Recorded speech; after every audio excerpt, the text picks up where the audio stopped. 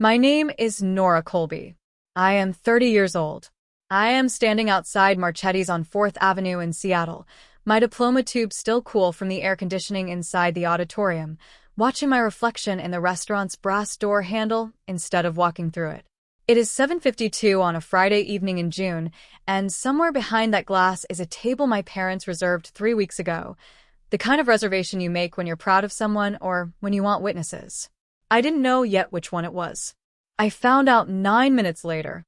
I had just finished a master's in forensic accounting, part-time, at night, while working full days as a fraud examiner at Kessler-Vance Financial Integrity Group. It had taken me 4 years instead of 2, because I refused to take a single dollar from my parents to do it. I told myself that was pride.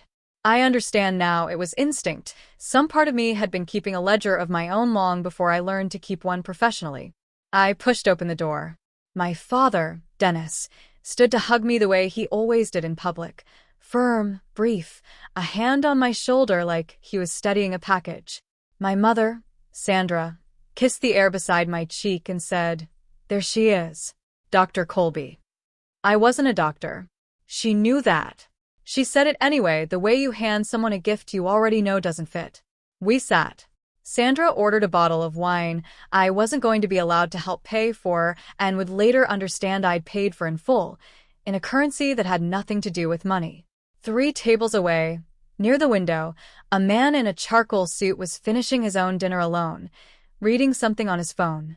I noticed him only because he glanced up once, briefly, in the particular way you notice someone noticing you.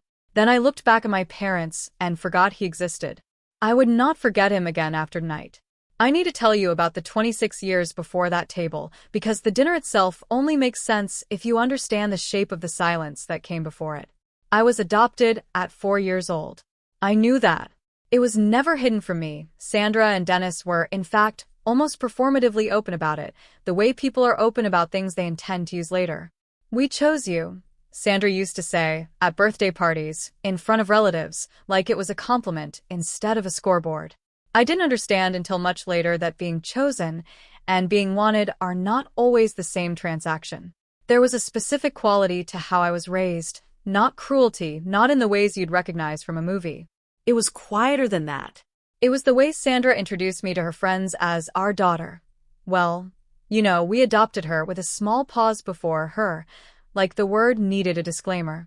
It was the way Dennis kept a framed photo wall in the hallway that went in strict chronological order except for one gap, the 4 years before I arrived, as if that stretch of time had simply not happened to the family, only to me.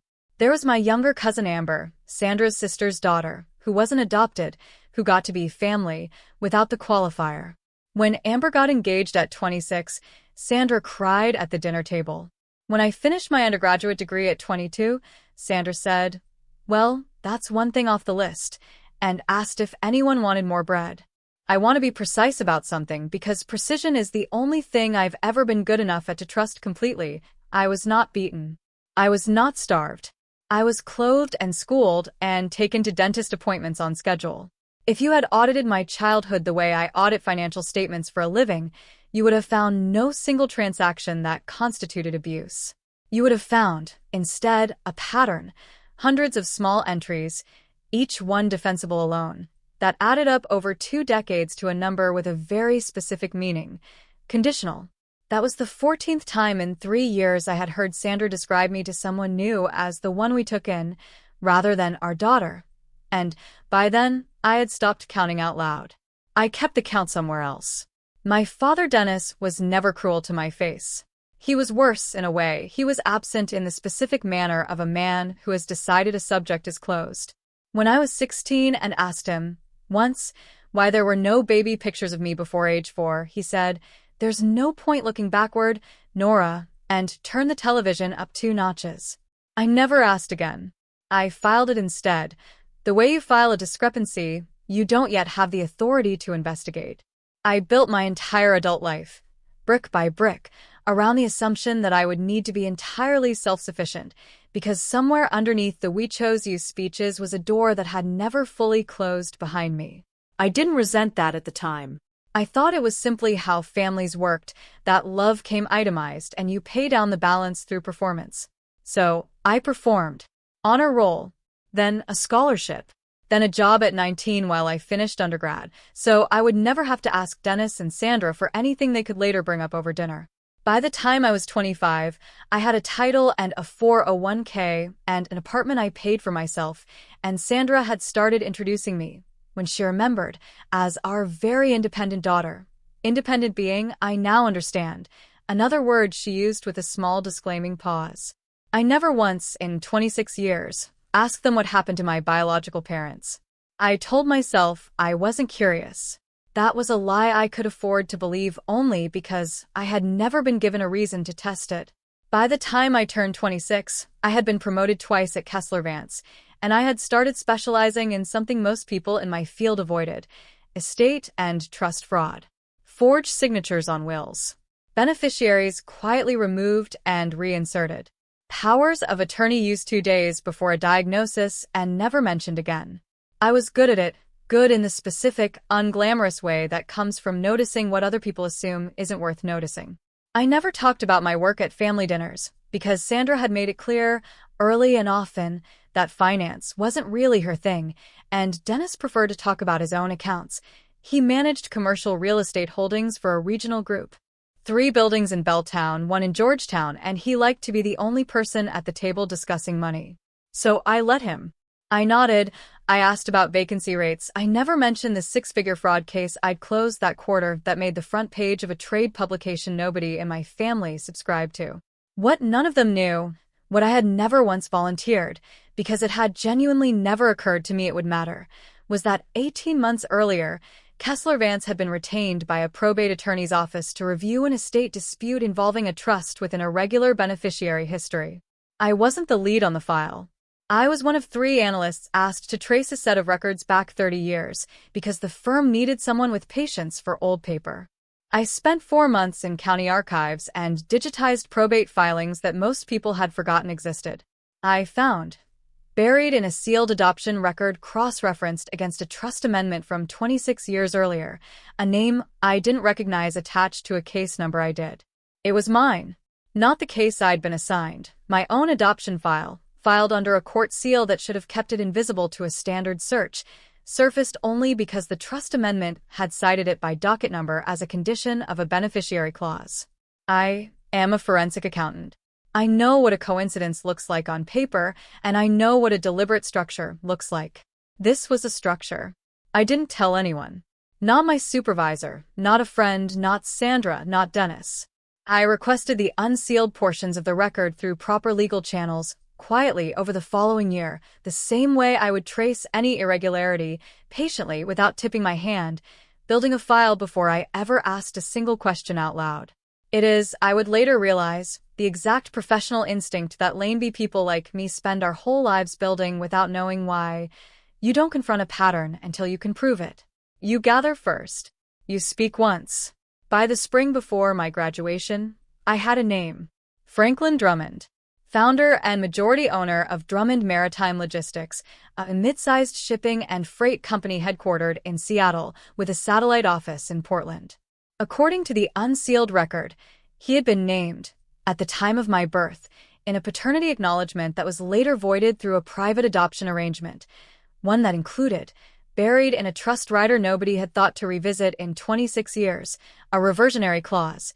If the adopting family failed to maintain the adoption in good faith through the child's 30th year, certain provisions would revert to the biological line. I did not fully understand, at the time I read it, exactly what good faith through the 30th year was legally built to measure. I understand it completely now. I have the professional training to read a trust document the way most people read a grocery list, and even I did not see, until it happened in front of me, exactly what kind of instrument I had been living inside my entire life. I told no one. I finished my degree.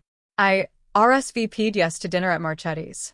And I did not know, walking through that door, that Franklin Drummond had a standing habit, one his assistant would later confirm to me, of eating dinner alone at Marchetti's every Friday he was in town, at the table nearest the window, because it was 3 blocks from his office, and he liked to watch the water traffic on the Sound while he read the day's shipping manifests. I want to be honest about something. I did not orchestrate that part. Some things are simply the shape the world decides to take when a pattern has run long enough. I had spent 2 years building a file. I had not spent one single hour planning a scene. The wine arrived. Sandra poured herself a glass before the waiter finished pouring mine. Dennis cleared his throat in the particular way he did before delivering something he'd rehearsed, and I felt, before he said a word, the specific stillness that comes right before an audit finds what it was sent to find. "We wanted tonight to be about you," Dennis said, which is a sentence I have learned in every register. Bureaucratic entitlement, reasonable warm dismissal, always precedes a sentence that is not about you at all. "But your mother and I have been talking, and with the degree done with you turning 30, we think it's time we were honest with you." Sandra set down her glass. "You were never really ours, Nora. You know that. We told you that from the start." "I know I was adopted," I said. "I've known that since I was 4. "What you don't know," Dennis said, and here his voice took on the flat, procedural tone of a man reading terms he considers self-evident, "is why. There was a trust. Your biological father's family had money, a lot of it, and a clause that said if we raised you properly, kept the adoption clean through your 30th birthday, a portion of that reverted to us. Legal fees. A compensation. It's not romantic, Nora, but it's honest, and God knows we've earned honesty from you at least once in 30 years. I sat very still. I did not answer. Somewhere in the part of my brain that has spent 9 years reconciling numbers that were never meant to reconcile, a column I had been building for 2 years without telling anyone finally closed. "So," Sandra said, and she smiled, the kind of smile she wore in family photos, practiced, aimed slightly past the camera. "We only took you in for the inheritance.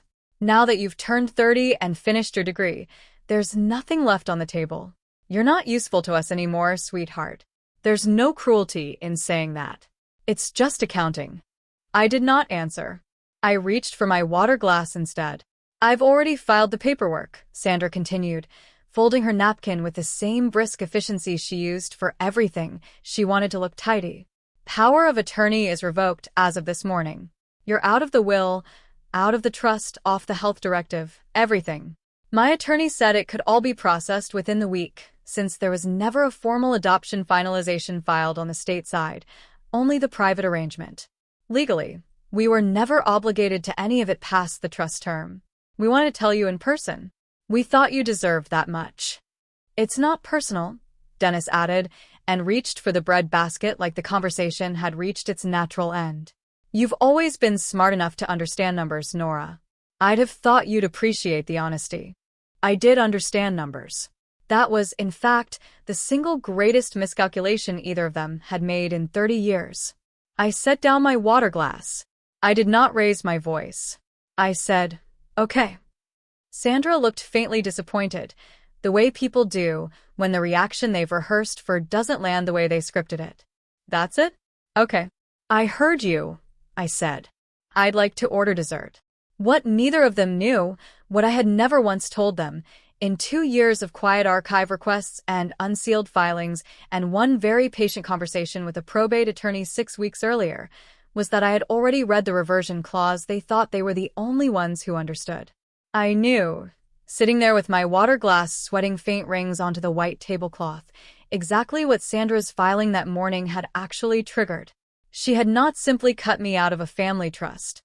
She had, in the language of the very document she thought protected her, formally and irreversibly confirmed, in writing, dated, notarized, that the adoptive family's good faith maintenance of the arrangement had ended before my 30th birthday completed its final legal term by 4 days.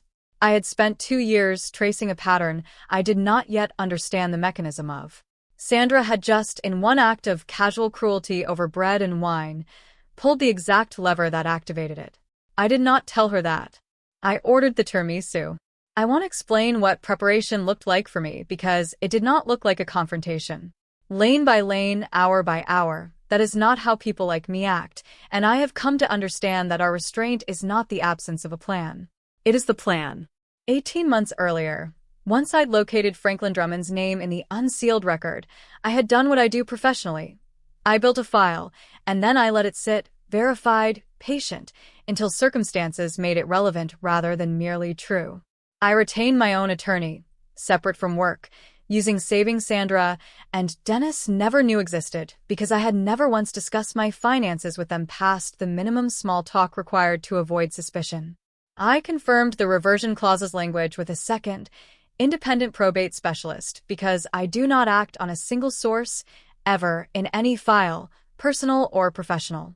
I learned, 6 weeks before graduation, that Franklin Drummond had, in the years since the original arrangement, become the sole trustee of a family trust worth considerably more than the modest inheritance Sandra and Dennis had spent 30 years quietly counting on. I did not contact him. I want to be clear about that because it matters to the kind of person I am and the kind of person I was raising myself to become in spite of, not because of, the house I grew up in. I did not reach out, did not manufacture a meeting, did not so much as look up his office address. I let the file exist. I let the pattern be true without forcing it to be useful. The night before graduation, I did one thing only.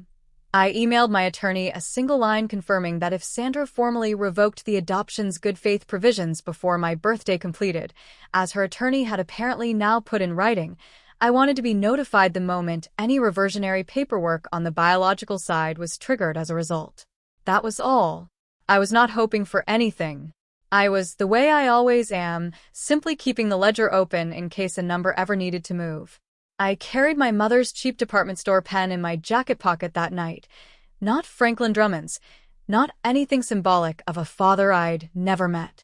It was the pen Sandra had given me at 19 for my first job, the kind you get free at a bank teller counter, and which she'd said, half joking, "Keep it, it's good luck, your dad," and I bought them by the box. I had kept it for 11 years without knowing exactly why. Sitting in that restaurant, I understood. I kept it not because it meant anything to me, but because putting it down would have meant admitting, at 19, that I already suspected what the box of pens actually represented, a family that gave things away in bulk and never asked what they cost. I did not touch the pen at dinner. I simply knew it was there. Dessert came. Sandra was mid-sentence, telling Dennis something about a contractor bid on their kitchen, when the man from the window table stood, buttoned his suit jacket, and crossed the room toward us with the unhurried gait of someone who has never once in his life needed to walk quickly to be taken seriously. "Excuse me," he said, and his voice carried the particular calm of someone used to being listened to the first time. "I don't mean to interrupt. My name is Franklin Drummond. I couldn't help overhearing part of your conversation. The tables are closer than the acoustics in here would suggest, and I think there's something you should all know before this goes any further."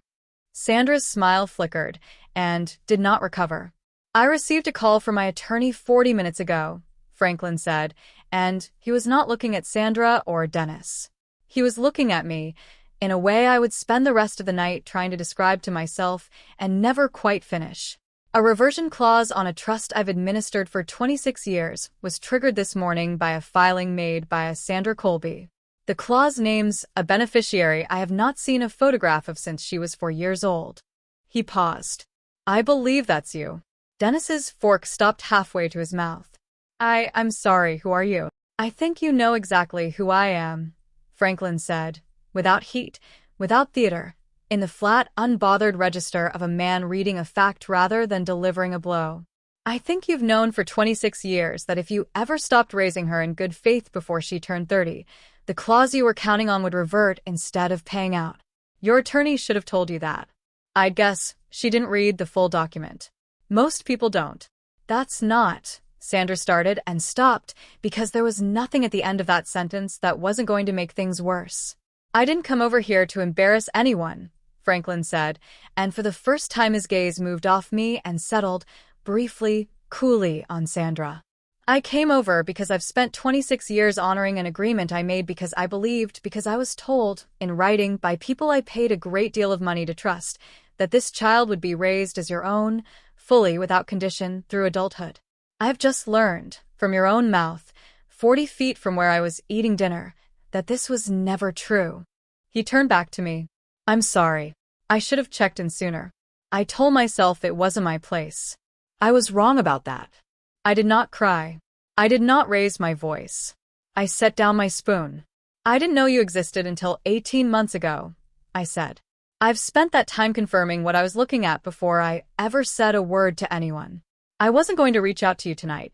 I wasn't going to reach out to you at all, actually, until I understood what I was walking into. Something in Franklin's face shifted. Not surprise exactly, more like recognition. You found the file yourself. I trace fraud for a living, I said.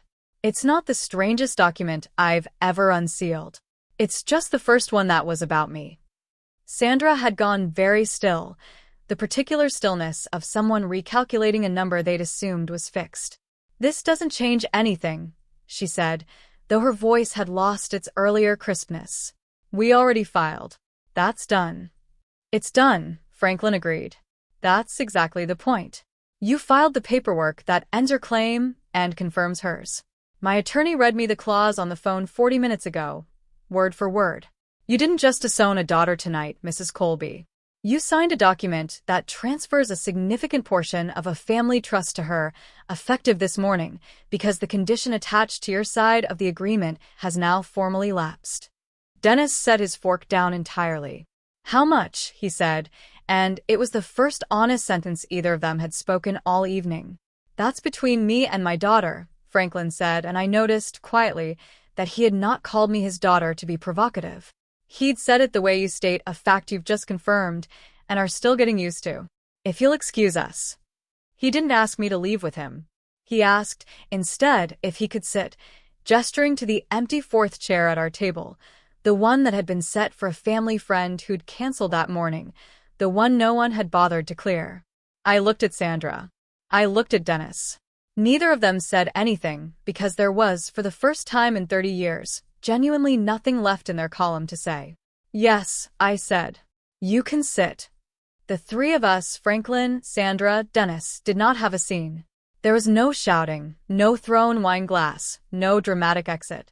That is not how these things resolve, in my experience, when the person at the center refuses to give the room a performance to remember.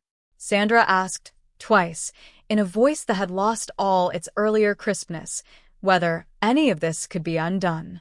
Franklin told her, evenly, that trust reversion clauses are not undone by regret, only by the paperwork that triggered them in the first place. Paperwork she herself had filed that morning, before dinner, without once imagining a witness would be sitting 3 tables away. Dennis asked how long Franklin had known where I was. Franklin said he'd honored the arrangement's confidentiality terms for 26 years, the way you honor any contract you didn't personally choose but signed in good faith, and that the only thing that had changed tonight was that the other side had stopped honoring theirs. I sat between them, mostly quiet, answering only what was asked of me directly. When Sandra, near the end, asked if I'd known this whole time and just let us walk into it, I told her the truth. I didn't set any of this in motion.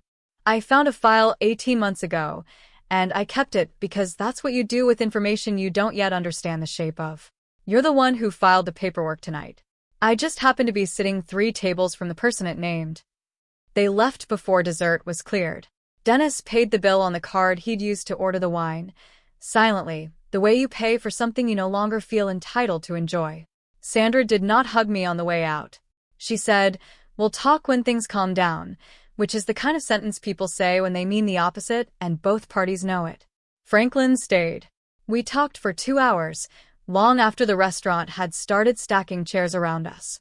He told me about the trust, about my biological mother, gone 11 years now, a fact that landed with a weight I hadn't braced for, about the paternity acknowledgement he'd signed at 24 and never been permitted to act on. He didn't ask me to call him Dad. He asked, instead, what I did for a living, and when I told him, he laughed once, without much humor in it. "You spent your whole career learning to read the exact kind of document that raised you," he said. "That's not a coincidence I know how to explain. I just know it's true." He gave me his card.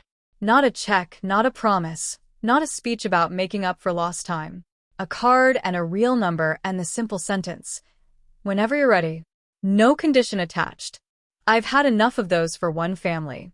I drove home that night with the department store pen still in my jacket pocket and did not cry until I was alone in my apartment, sitting on the floor of my kitchen with my diploma tube still unopened beside me.